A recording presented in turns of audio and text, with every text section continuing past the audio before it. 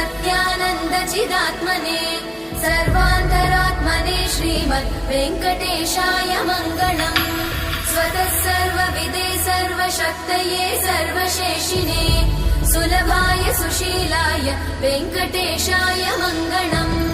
परस्मै ब्रह्मणे पूर्णकामाय परमात्मने प्रयुञ्जे परतत्त्वाय वेङ्कटेशाय मङ्गलम्। आकालतत्त्वमशान्तमात्मनामनुपश्यताम् अतृप्त्यमृतरूपाय वेङ्कटेशाय मङ्गलम्। प्रायस्वचरणौ पुंसां शरण्यत्वेन पाणिना कृपया दिशते श्रीमद् वेङ्कटेशाय मङ्गलम्। दयामृततरङ्गिण्यास्तरङ्गैरिव शीतलै अपाङ्गैः सिञ्चते विश्वम् वेङ्कटेशाय मङ्गलम्। स्रग्भूषाम्बर